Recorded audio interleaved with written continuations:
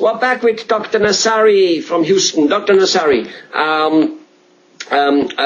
many dentists, well, I don't know about many dentists, but many patients, have heard about a thing called sedation dentistry, sleep dentistry, and they seem to be, well, a bunch of them seem to be liking it because obviously they have a dental phobia and all kinds of things. Are you doing sedation dentistry? Yes, we do have surgeons available that they do use IV sedation to put the patient sedated, and these are for patients who are apprehensive of dental treatment, so they can get the dental treatment done, especially if they are having some extractions, especially the wisdom teeth extraction. We do IV sedation on it. And also with some kids that they are apprehensive and they are afraid of dentists and they are afraid of getting dental work in their mouth, we do have people who are completely trained, and then they sedate the patients so they can receive the dental treatment. So, I heard it's also for patients who, let's say, have more or less a lots of work to do, like 2, 3, 4 hours of work, so they can knock off almost a full mouth restoration in one visit, because, well, they're kind of like sedated and time is flying. They don't feel like they're sitting 5 hours in a chair. Is that true? Can that be done, and is that a big advantage for those patients? Yes, that can be done, and again, these are done by means of medications, either through the mouth, some anti-anxiety or sedative pills that we give to the patients, or the same medicines can be given intravenously to calm the patients down in order to receive their dental treatment done in almost in one visit. So it would go easier for them. They are not as apprehensive, and the dentist can work without patients being interrupting the doctor, without being so apprehensive that would cause the dentist become apprehensive also. Right. And when a patient is sedated, is he still aware? Is he still alert? Does he still know what's going on? He's not totally knocked out, is he? No, we don't do, in my office, we do not do complete sedation. We call it what is called conscious sedation, which patients are aware of what's going on, but they don't feel as much. They're not as anxious as if they were not being sedated, and they're not as apprehensive. These are called conscious sedations. Right. In order to get the completely being knocked out, we don't do it in our office. They need to. You can refer them to the centers that they do that. Usually, they do them in the ORs in hospitals or some outpatient clinics. Right, but that's not necessarily in most cases needed.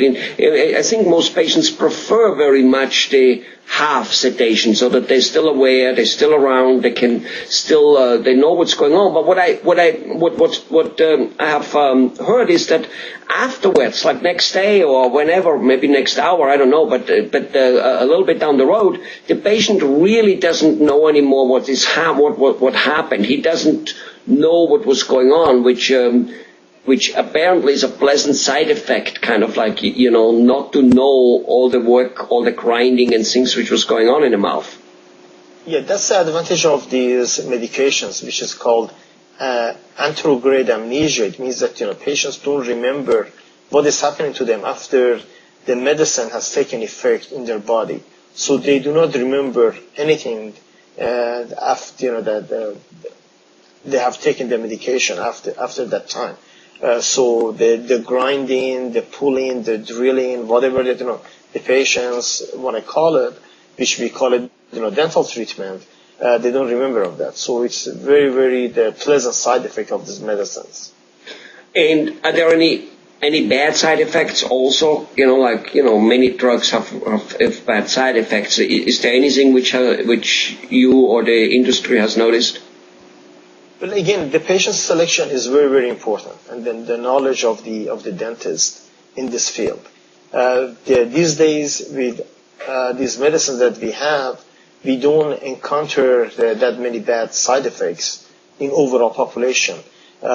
Probably after the treatment, what we call it, they have like this hangover effect.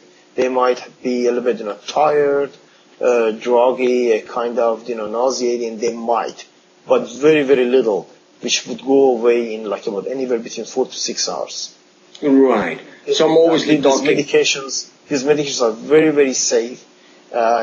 We give exactly the same medicine in a smaller amount to the kids, and you cannot find that many problem in the population. Yeah, well, that's good to hear. I was obviously asking, some type of long-term effects, because obviously a drowsiness, if you just go to a dentist and get a couple of 2-3 shots and get a couple of teeth pulled, most likely a little drowsy thereafter also. So that's wonderful. So that's good. So obviously a patient should be brought home by somebody. He should have somebody to pick him up, or he should have arranged transportation to go home. That obviously, right? Yes, absolutely. When we interview the patients and then we decide to sedate the patient, we give them what we call a pre-op and also post-op directions. They are emphasized on all the pre- and post-op instructions, what needs to be done, what time they need to have their last meal, and then as far as transportation, we discuss it with them before and after. So we want to make sure that the patient is safe, 100% safe. Right. Okay.